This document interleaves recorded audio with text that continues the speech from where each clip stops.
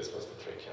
Now, but before jumping into fraud, I'm with Modulai, so a group of like 30 machine learning engineers. We are based in Sweden and Switzerland. And actually in Switzerland we will come out from our home office and we will go into a nice office in town very soon, so that is nice, in August. And we typically focus on like hard to solve AI problems. So one request that we actually had from actually, I think when we had it, the last event, yeah, so someone asked, can you come and talk about what you do in like regulated industries? So regulated industries, perfect, life science. Another regulated industry is the financial services. Yeah. So actually we had a request this spring from like a central banking institution across on the other side of the Atlantic about, okay, what should we do on the increasing fraud? Yeah?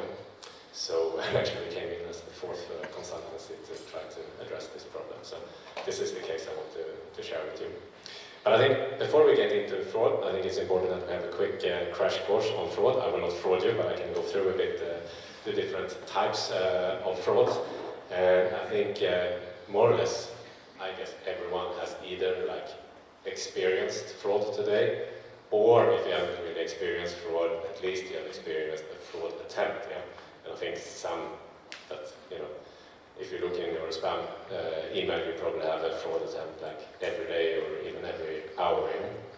So there are many versions of frauds. There's this phishing, smishing, and vishing, and it's nothing more advanced that it's like fraud over email, over SMS, WhatsApp, and also like phone calls. Yeah? And it's typically made out of something that we call like social engineering. So you try to engage with someone and try to make them share your password, share some other details, and so on that could be useful. Take you to a site where you insert your credit card information, etc. Yeah? So a lot of opportunities there. Yeah? And actually fraud has a long history. I think I read about it. I think the Greeks were supposed to one that invented it like 300 years before Christ, where like two Greeks tried to fraud like in insurance setups by sinking their ships and getting the money and doing it repeatedly over again. But I think we also have some more famous frauds like the Ponzi schemes and so on, and Madoff to mention a few. And I will actually come back to, actually there was actually quite a big fraud recently that we haven't heard so much about. Yeah. But I think this is actually what is happening now. And the reason why I put up Twint here, this is actually driving the problem today. Because what is happening now in most countries is that this real-time payments is becoming very popular, and everyone, of course, understands why. Yeah? Because you can easily send money to someone else, you go out and eat, you split the check, you just need a phone number or the email address, and then you're done. Yeah? And you get instant, notification and confirmation that the transfer went through. But for banks, this is really bad. Yeah? Because it's actually bad in two ways. Because first of all, before when they do bank transactions, overnight batch, banks have teams working during the night to check transaction and spot like fraudulent transactions. Yeah? So real time, we don't have time for this anymore. And the second thing is that a lot of the, so to say, dirty and grey business that formerly was done with cash. So for example, if you were screwed by 1,000 francs in cash, you cannot go to your bank and say, hey, someone fooled me on 1,000 francs and I want my money back. Yeah? But now this transaction goes via the bank, so of course these people now go to the bank and say, hey, I transferred 1,000 francs over a Twint and it was a fraud, I want my money back. Yeah, so for the banks, this is becoming actually a very, very big problem. If we then continue in what happens then with AI, yeah? So of course there's a lot of opportunities here, and both to combat fraud, but it's also of course for the people that, or we call them like the fraudsters, they of course also use AI to improve their skills in how to commit and do the frauds. Yeah? So, and I think that is a little bit how we started to discuss, you and me, Thomas, it's like starting to become a bit like an arms race that the fraudsters are using AI and the financial institution also needs to use AI to detect this, what is created by AI, etc. Yeah? So we have a few examples there, for example, voice cloning. Today, actually, it's enough with just a few, moments of discussion over phone, and then we can actually make a copy out of your voice. And you can use that copy and call your bank, call your mother, transfer some money, etc. Yeah? So this is one of the big things that are increasing right now. And then it's such an industry today, so you can actually buy kits online. So, it's not someone actually writing these emails, to you, trying to tell a nice story. This is actually all automated using LLMs and so on to actually make it very relevant and contextual for you. Yeah? So this is also becoming a very big challenge. And then it's also the speed. It's happening very fast. And not to point out industries, but financial institution is not like a fast industry. Yeah? So that is also becoming a bit of a challenge. So what do we do then?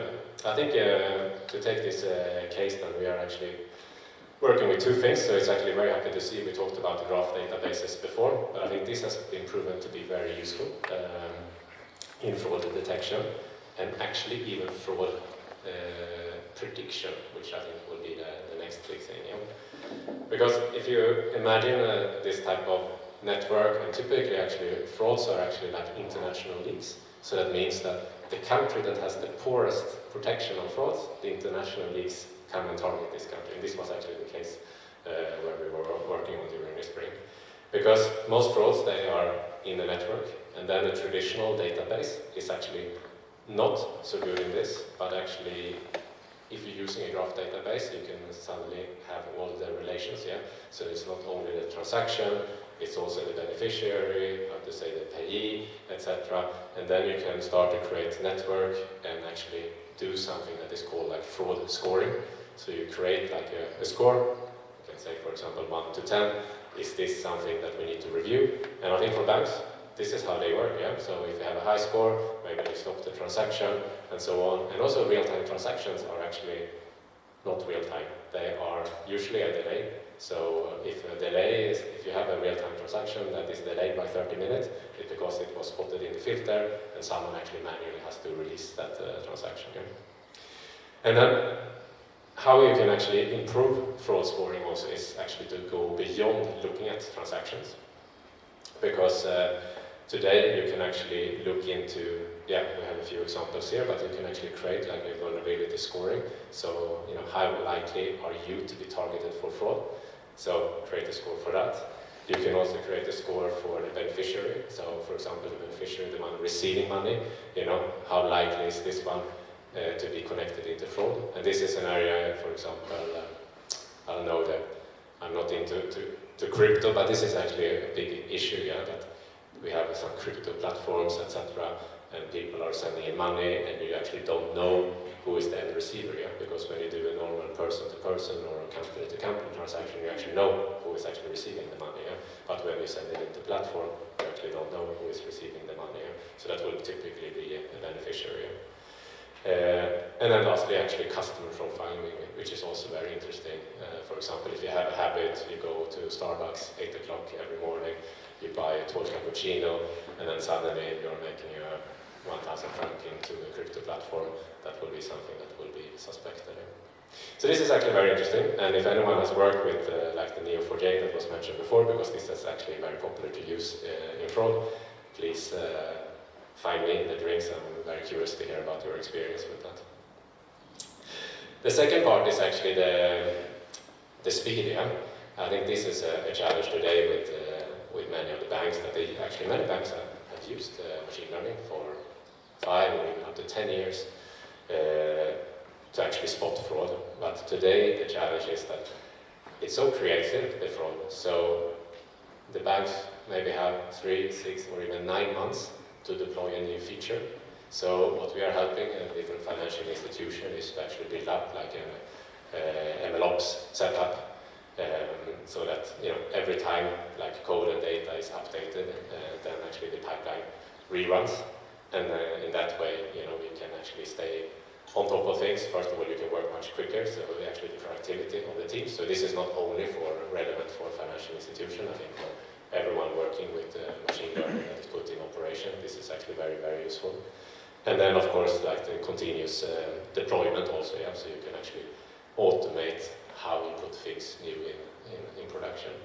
And in this specific case, I think the history, they had roughly a lead time of 9 months to put something new in production, and now we're talking less than 9 days to actually put in production. And if they want, they can actually do it same day. Yeah? So that is a huge difference, because how they typically work is that they have one department, fraud analytics. They are trying to spot new trends, but then you have to update your fraud detection model, and if you have a gap of like 6 or 9 months, you're not so efficient, but if you have a gap of like 1 day, you actually capture a lot of fraud here. So I think actually with this combination, it's actually a very interesting thing to work, and happy to catch up with you if you want to talk about envelopes and graph databases in the drink session. That's all. Thank you.